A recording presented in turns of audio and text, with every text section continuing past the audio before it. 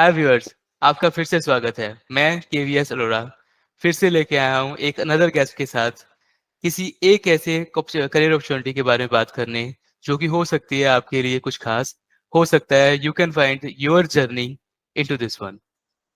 अब बेसिकली हम आज बात करने वाले हैं मोहित रूबल के साथ। हाय मोहित, क्या हाल चाल है? हाय केवी, मैं गुड हूँ। आप बताओ। मैं भी बढ़िया। तो आज हम बात करने वाले हैं उस करियर के बारे में जो कि आप कर रहे हो फ्रॉम द लास्ट बहुत सालों से। तो आप बताइए पहले तो कि आप डे टू डे लाइफ में व्हाट आर दोज थिंग्स जो आप करते हो as profession. Okay KV, first of all thank you so much कि आपने इस सेशन को मेरे साथ करने की सलाह बनाई। बाकी केवी, एक मैं प्रोफेशनली देखा जाए तो मैं एक रेडियो पे काम करता हूँ। साथ ही में मैं काफी कुछ न्यूज चैनल्स हैं उसके लिए मैं वॉइस ओवर देता हूँ, खबरें रीड करता हूँ। एंड काफी सारी और ऑर्गेनाइजेशंस हैं जिनको वॉइस ओवर की जरूरत होती है, उनके साथ मैं काम करता हूँ। ओके, ये बहुत बहुत कुछ है एक्चुअली।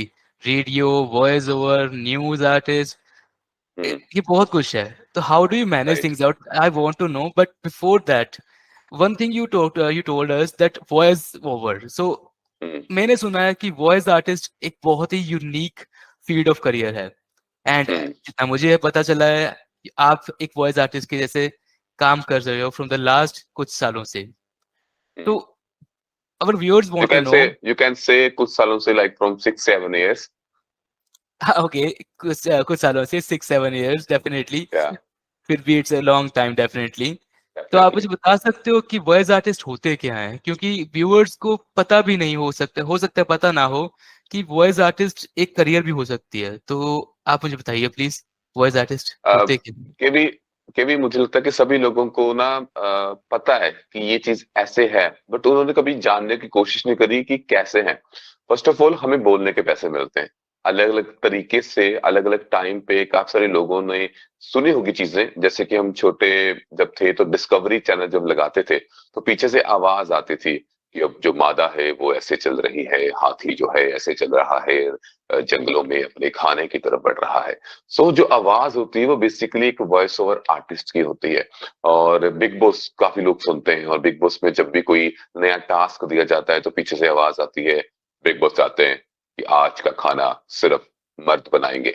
सो ऐसी कितनी सारी आवाजें जो हम अपनी रोजमर्रा की जिंदगी में सुनते हैं, हमने शायद कभी फोकस नहीं किया, कभी ध्यान नहीं दिया कि वो आवाज कौन देता है। वो जो भी जन देते हैं, हमारे जैसे लोग होते हैं, हमसे जो बड़े आर्टिस्ट हैं वो देते हैं। तो उनको पैसे मिलते हैं इस चीज के। अगर आप दिल्ली मेट्रो में जाओ तो वहां पर अनाउंसमेंट आती है कि नेक्स्ट स्टेशन राजा, जो भी को नाम ले लिया है ना, तो वो की कृपा दाएं से उतरे, अपने सामान का ध्यान रखें।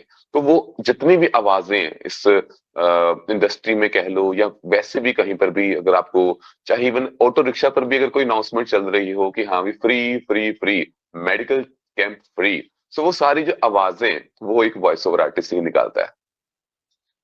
ये बहुत कुछ आपने मेरे साथ शेयर कर लिया है, बट हम्म। यहाँ पे मुझे कई क्वेश्चंस आ चुके हैं अभी।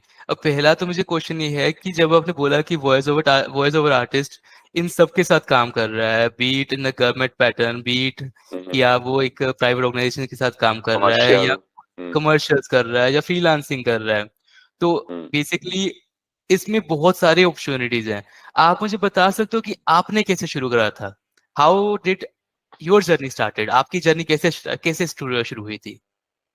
कि भी मैं बता दूं कि मैं तो, जब मेरी आवाज पहली बार इतनी भारी हुई थी, बेसफुल आवाज हुई थी, तो मैं इससे इतना ज्यादा खुश नहीं था कि ये क्यों ही हो गया। मुझे लगा कि मेरे साथ ऐसा क्यों हुआ है। देन विद द टाइम मुझे अपने आप को एक्सप्लोर करने को मिला कि नहीं, मैं कुछ चीजें में अच्छा कर लेता हूँ। चाहे मैं मिमिक्री करता था किसी न्यूज आर्टिस्ट की या किसी और सिंगर की, तो लगा कि नहीं, ये बता टैलेंट है। सकते हो अभी भी? जी। आप करके बता सकते हो अभी भी? एक ना जलंधर दूरदर्शन पर ना एक रमन सर हैं, मैं रमन अंकल कहने लगा था क्योंकि उनकी एज काफी है। तो वो खबरें पढ़ा करते थे दूरदर्शन पर। तो सभी ने, मुझे लगता है जो पंजाब में रहते हैं उन्होंने उनकी खबरें जो हैं सुनी होगी। वो खबरें ऐसे बोलते थे, पेश ने खबरां, ਵਿਸਤਾਰ ਨਾਲ ਸ਼ਾਮ ਦੇ 5 बज चुके ने ते आओ सुनते हैं खबरां। सो पंजाबी में टिपिकल वो से अनाउंसमेंट किया करते थे और काफी और जैसे धर्मेंद्र की होगी या फिर मतलब इतना अच्छा मैं नहीं निकालता, मिमिक्री इतनी अच्छी नहीं कर पाता, पर हाँ मुझे शौक था। तो बस ऐसा करते करते एमबीए भी कर ली, बीएससी भी कर ली। Then I got to know कि ऑल इंडिया रेडियो पर ऑडिशंस हैं, तो मैंने वो उसको फिल किया और मैं रेडियो पे आ गया। देन वहां पे मेरे जो सीनियर मैम थे, Shahnaz ma'am, she told me कि बच्चा तुम जर्नलिज्म की स्टडी ही क्यों नहीं कर लेते। फिर मैं जर्नलिज्म की स्टडी करने गया जीएनडीयू लद्दे वाली। वहां पे और पता लगा कि नहीं, ये तो फील्ड बहुत बड़ी है, इतनी ज्यादा बड़ी कि मतलब आपकी इमेजिनेशन से भी ज्यादा बड़ी है। हम सभी मार्वल्स की फिल्म देखते हैं, इतना ज्यादा एंजॉय करते हैं, एवेंजर्स ये वो सभी हिंदी में। हम बीइंग इंडियंस, हमें हिंदी में देखना ज्यादा उसको अच्छा लगता है। पर सारी जो आवाजें हैं वो हम जैसे लोग जो हैं वो निकालते हैं। तो मतलब ऐसा है कि भाई इतना ज्यादा इसमें स्कोप है, बस आपकी आवाज में ना वो अलग सी कुछ ना पहचान होनी चाहिए कि हाँ भाई वो आवाज वो बंदा निकाल लेता है। तो सो ये तो हो गई बस। आपकी सॉरी ये तो हो गई आपकी जर्नी की शुरुआत। हम्म। मैं हम्म। जानना चाहता था जैसे आपने बोला बीच में कि आपकी वॉइस में कुछ वो एक खास बात होनी चाहिए। तो वो हम्म। कौन-सी एक बात थी, वो कौन-सी एक चीज़ थी जिसने आपको ट्रिगर कर दिया, जिसने आपको किक दी कि यस, यही है वो चीज़ जो आप करना चाहते हो, यही आप वॉइस आर्टिस्ट थिंग आपकी है। तो वो कौन-सा मोमेंट था? आप बता सकते हो प्लीज़? कि भी एक्चुअली ना मैं मतलब बीएससी के बाद एमबीए कर रहा था और मेरा दोस्त है ब्रजेश। तो हम दोनों ना कोचिंग लेने जाते थे बैंकिंग की। और फॉर्चुनेटली वो जो बैंकिंग कोचिंग इंस्टीट्यूट था वो ऑल इंडिया रेडियो के बिल्कुल ऑपोजिट था। तो वहां पर हम दोनों पढ़ा करते थे और हमने 2-3 एग्जाम्स क्लियर भी करे, इवन प्रीलिम्स क्लियर करे। पर फिर जब मेंस की तैयारी कर रहे थे तो सडनली एक दिन ना मेरे ना जो पर्दे लगे हुए थे, पर्दों को ना हटाया, सामने लिखा हुआ था आकाशवाणी। तो मैंने ऐसे ही, क्लास में टीचर नहीं थे उस समय, जब मैंने बोलना शुरू कर दिया, आकाशवाणी में आपका स्वागत है, आइए सुनते हैं अगले गाने, मोहम्मद रफी और लता मंगेशकर की आवाज में म्यूजिक दिया है इन सचिन ने। तो जब मैंने ऐसे बोला तो अचानक से टीचर आ गए, तो बोलते भैया तेरा रेट, तेरा ना बैंकिंग बैंकिंग में कुछ नहीं होने लगा, तू अच्छी आवाज निकालता है, तू ना सामने चले जा, तेरा यहाँ पे कुछ नहीं होगा। वो नो वो डाउट वो टोन। सरकास्टिक था वो सरकास्टिक था। हाँ वो सरकास्टिक था, वो टोंट था। आई डोंट नो, बट मुझे लगता कि अच्छा था जो भी बोला उन्होंने, क्योंकि उसके बाद रियली मैं नीचे नीचे चला गया और मैं आकाशवाणी के जो मेन जो दरवाजे थे वहां पे जब पहुंचा, तो वहां पे अंदर जाने नहीं दिया, क्योंकि वहां के जो गार्ड्स होते हैं वो किसी भी अननोन को अंदर नहीं जाने देते, सिक्योरिटी रीजंस होते हैं। तो मैंने पूछा कि क्या अंदर सच में आरजेस हैं जो आवाजें निकालते हैं। बोलते हाँ भाई वो हैं। मैं कहा मैंने भी लगना है। बोलते हाँ कोई ना ऑडिशंस वगैरह दो। मैंने अपनी फिर सिस्टर को बताया, लकीली उसकी फ्रेंड थी रुपिंदर दीदी, जो वहां पर मतलब ऑलरेडी वहां पे काम कर रहे थे। तो शी टोल्ड मी कि ऐसे ऐसे करके ऑडिशन है और फिल कर दे। देन आई मैंने फिल किया और लकीली मैंने वो क्लियर किया। और बस। आपने पूछा कि आपको कैसे पता लगा, तो एक तो मैंने ये जो मिमिक्री करी थी एक ये, और एक खुद से ना थोड़ा सा ये आइडिया होना शुरू हो चुका था कि मैं ना बोलता बड़ा ज्यादा हूँ, बोलते चलो काफी लोग होंगे, बट एक अच्छी तरीके से अच्छे टाइम पे बोलना और एक अच्छी थ्रो के साथ बोलना, मतलब मॉड्यूलेशंस थी, बेस था हैवी, और लोगों के कानों में मैं चुभ ठीक नहीं है, रहा था, उनको अच्छा मैं लग रहा था। इससे इससे मैं एक और क्वेश्चन पूछना चाहूँगा आपसे। हम्म। आपने कुछ चीज़ें बीच में काउंट करनी है। तो हम्म। मेरा क्वेश्चन ये है कि वो कौन-सी कुछ स्किल्स हैं जो कि एक पर्सन के पास होनी ही चाहिए अगर वो शुरुआत करना चाहता है अपनी वॉइस आर्टिस्ट की जर्नी? वो कौन से कुछ स्किल्स हैं? बता सकते हो कुछ? जी, केवी फर्स्ट ऑफ ऑल मुझे लगता है कि बंदे को ना अच्छे तरीके से बोलना आता होना चाहिए। पहली बात तो हर कोई अच्छा बोल लेता है, पर कइयों को ना झिझक होती है, कि हेजिटेशन होती है कि नहीं मैंने माइक पे नहीं बोलना यार, मैं क्या ही बोल दूंगा।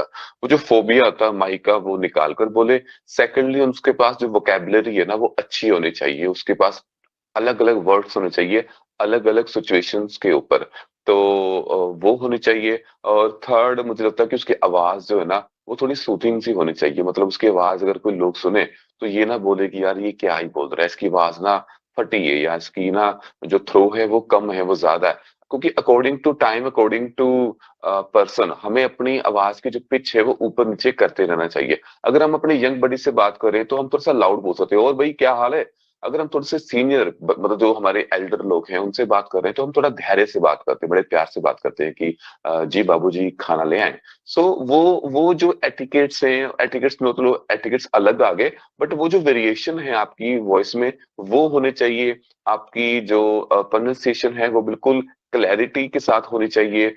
और मॉड्यूलेशन, मैं जैसा कि बार बार बोल रहा हूँ, मॉड्यूलेशन होनी बड़ी जरूरी है। कुछ लोग सिर्फ फ्लैट बोलते हैं, उनको नहीं पता चलता कि भैया कि ये कोई इमोशनल मूवमेंट है, ये कोई फनी मूवमेंट है, ये कोई गुस्से वाला मूवमेंट है। तो उसमें आपकी आवाज की जो वेरिएशन है, जो पिच है, वो ऊपर नीचे, आपको वो कला आनी चाहिए। हर किसी को वो चीज होती है बट उसको यूज नहीं कर पाता वो।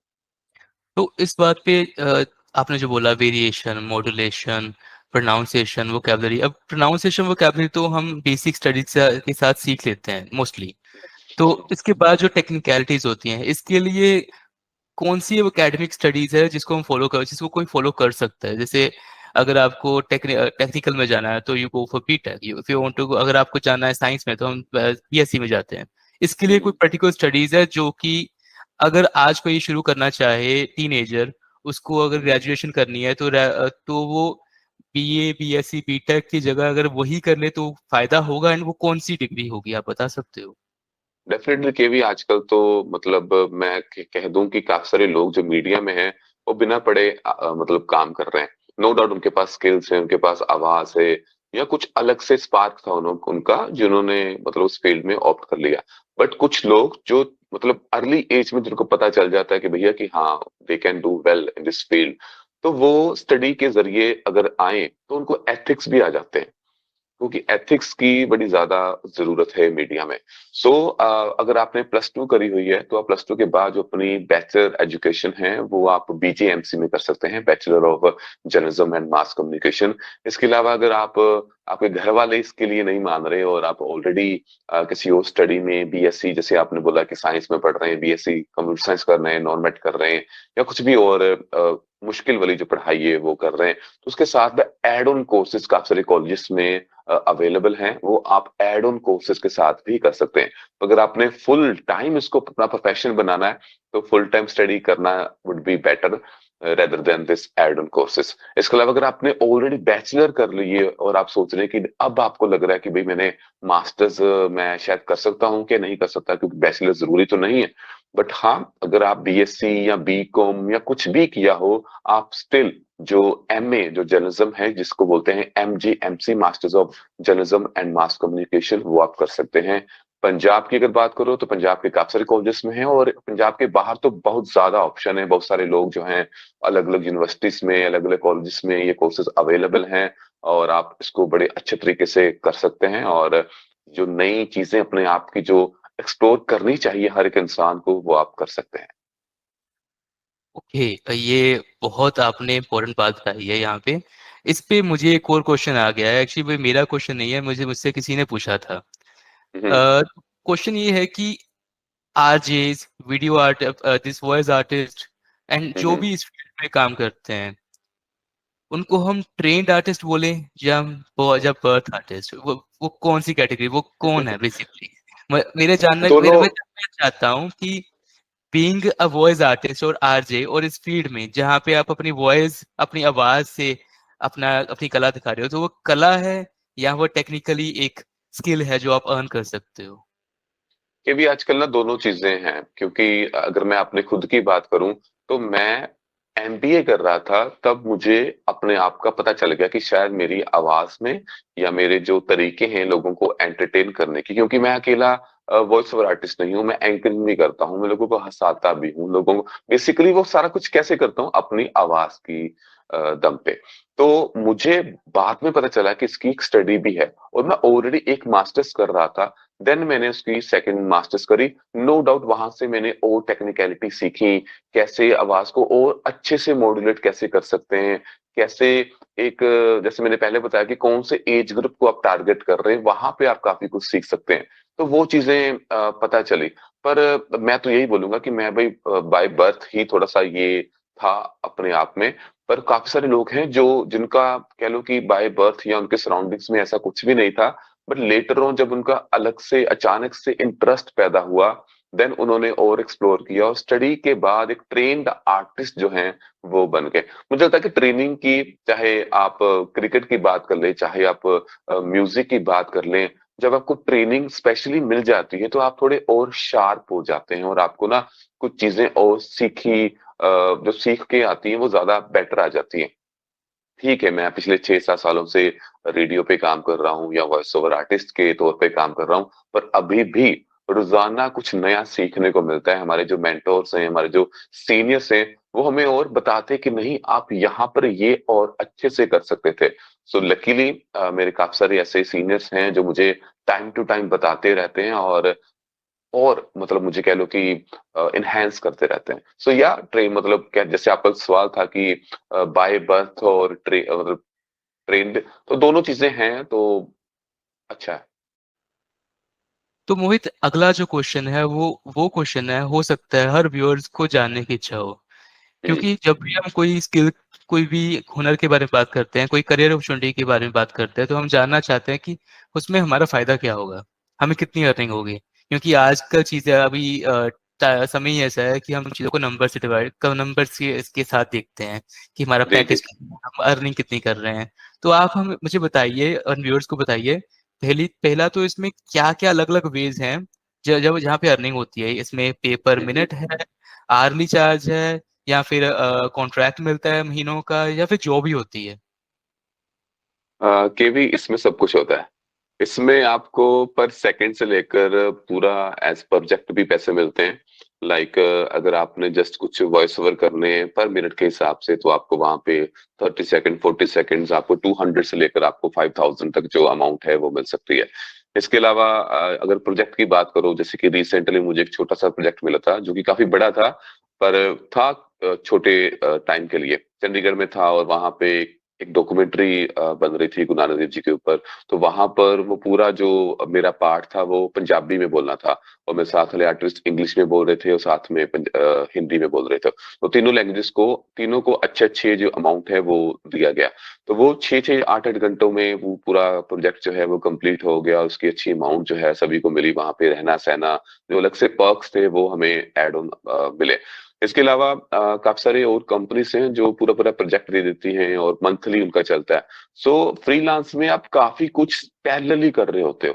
नो डाउट, अगर आप बाकी जो इंजीनियरिंग की जॉब से, अगर कंप्यूटर्स की नो डाउट, जो बाकी की और जो जॉब से, कंप्यूटर्स की जॉब से, वहां पे ना आपको एनुअली आपका पैकेज होता है, फिक्स होता है। यहाँ पे फिक्स नहीं है। आप जितना ज्यादा आपका नेटवर्क स्ट्रांग होगा, आप हो सकता है उससे ज्यादा कमा सकते हो। अगर आपकी ज्यादा लोगों तक बात पहुंच रही है और लोगों को आपका काम पसंद आ रहा है, तो वो नंबर्स वो आप कैलकुलेट नहीं कर सकते।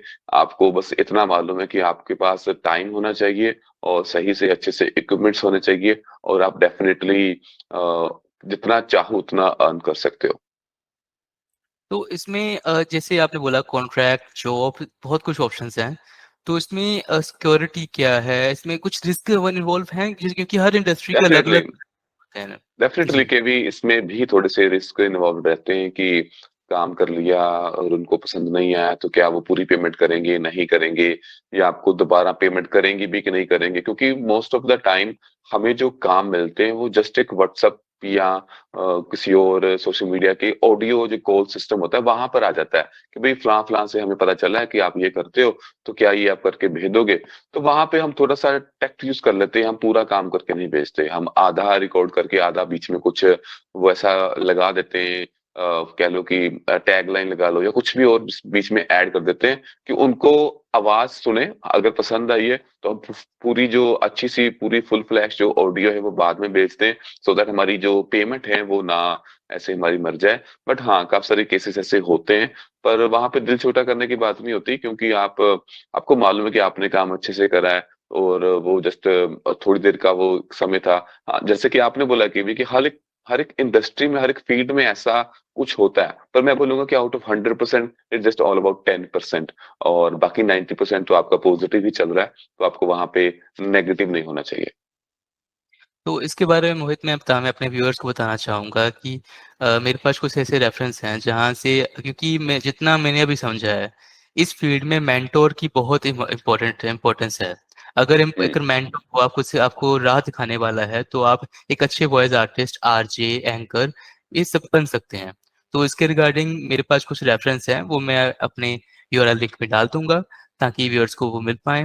वो आप आगे इस डिस्क्रिप्शन में देख पाएँगे इस वीडियो में।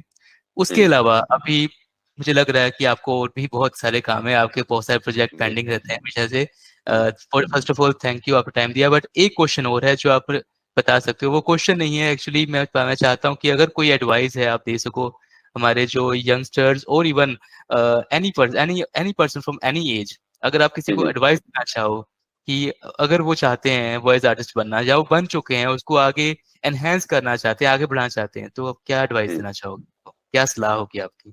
जी केवी फ़र्स्ट ऑफ़ ऑल मैं इतना बड़ा नहीं बन चुका कि मैं लोगों को इतनी ज़्यादा सलाह दूँ, बट फिर भी क्योंकि जब आप एक अच्छी-सी आवाज़, एक यूनिक सी आवाज़ सुनते हो ना, तो आप पलटते ज़रूर हो। तो मैं तो डेफ़िनेटली ये काम करता हूँ। रिसेंटली जैसे मैं जस्ट एक छोटी-सी एग्ज़ाम्पल दे रहा हूँ, मैं बैडमिंटन खेल रहा था और मेरे साथ में जो दोस्त खेल रहे थे, तो उसने बोला कि भैया ये शटल पकड़ाना।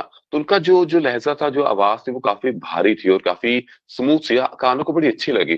तो मैंने उनको बोला कि भैया are you into this field और मीडिया में काम कर रहे हो, वॉइस ओवर आर्टिस्ट हो? बोलता मैं हूँ नहीं पर मुझे काफ़ी सारे लोग कहते हैं कि यू शुड ट्राई। तो मैंने भी उनको कहा कि हाँ, यू कैन क्योंकि जैसे हमने पहले भी डिस्कस करा कि ठीक है अगर आप बाय बर्थ भी होते हो, काफ़ी सारे लोग बाय बर्थ भी यूनिक एक टैलेंट के साथ उनका जन्म हुआ होता है, तो वो उसको ना परख नहीं पाते कि अब वो क्या अच्छे से कर सकते हैं। तो आप किसी भी एज में हो और अगर आपने स्टडी नहीं भी करी या कोई और स्टडी करी है, even if you are a doctor तो भैया तो आप इसको प्रोफेशन के तरीके से चाहे मत लो, आप इसको पैशन के तरीके से चाहे लेना शुरू कर सकते हो। और जैसे आजकल तो सोशल मीडिया के इतने सारे प्लेटफ़ॉर्म्स हैं, इंस्टाग्राम है, यूट्यूब है, फेसबुक है, इन सभी प्लेटफ़ॉर्म्स पे अगर आप अपनी वीडियोज़ डालते हो और पीछे अपनी जो आवाज़ है, उसको यूज़ करते हो, नो डाउट छोटे-मोटे 2-3 सॉफ्टवेयर्स हैं, जिनकी आपको सीखने की ज़रूरत पड़ेगी, पर उसके बाद जब आपकी आवाज़ और पीछे हल्का-सा बैकग्राउंड म्यूज़िक जब प्ले होगा, तो पीछे जब हल्का-सा बैकग्राउंड म्यूज़िक जब प्ले होगा, तो आप खुश होंगे। आप तो खुश होंगे कि आपने पैशन के साथ कुछ किया है और जब ओवरऑल लोगों के पास वो चीज़ पहुँचेगी, वो ज़्यादा खुश होंगे एंड समहाउ वो कहीं न कहीं आपको कुछ न कुछ रेवेन्यू भी जनरेट कर सकता है। सो आप स्टार्ट विद योर पैशन कर सकते हैं और अगर आपको ज़्यादा इसमें ज़्यादा खुशी मिलने लगे और लोगों का अच्छा रिस्पॉन्स मिलने लगे, then definitely you can switch into full time professional business. तो आप ये भी कर सकते हैं और मैं सभी को ये सलाह दूँगा कि try to explore your voice हर कोई बोल सकता है, हर किसी का अलग अंदाज़ है। आप ये मत सोचो कि मेरी आवाज़ भारी नहीं है, पतली आवाज़ या दूसरी नॉर्मल आवाज़ भी होती है, वो भी काफ़ी अच्छे तरीके से मतलब कह लो कि ट्रैवल करती है और लोगों को एक अच्छे तरीके से एंटरटेन कर लेती है। सो आप सभी लोग अपनी आवाज़ को पहचानें और उसको क्या अच्छे से कर सकते हैं, उसके ऊपर ज़ोर दें। जैसे केवी ने अभी बताया कि आपके पास ना एक कोई मेंटोर होना चाहिए सो दैट आपको पता चलता रहे कि आपकी आवाज को कैसे और एनहांस करना है और कैसे एक पर्टिकुलर चीज को आपकी आवाज से जो है वो ज्यादा सूट कर सकती है। सो यस हमेशा अपनी आवाज को एक्सप्लोर करते रहें और जो अपना पैशन है उसको जरूर टाइम दें। Thank you so much Mohit, because ये सब इन्फॉर्मेशन मुझे नहीं लगता कि इन व्यूअर्स को कहीं से मिल सकती है। क्योंकि जब वो बात करते हैं किसी उसी प्रोफेशनल पर्सन से जो 6-7 साल या कुछ सालों से उसी एक फील्ड में हम्म, काम कर रहा है, इससे बढ़कर चीज़ अभी मिल नहीं सकती है। क्योंकि ये उनको एक इंडस्ट्री के अंदर का एक्सपीरियंस दे रहा है। तो हम्म। उसके लिए मैं वो कहना चाहता हूँ, शुक्रिया आपका, आपने टाइम निकाला for this entire podcast. And thank you viewers, केवी आपका। थैंक यू केवी आपका कि आपने इस एक यूनिक से टॉपिक और एक आज के जमाने के एक डिमांडिंग टॉपिक के बारे में आपने डिस्कशन की। Thank you so much. thank you, Mohit. Thank you for being here.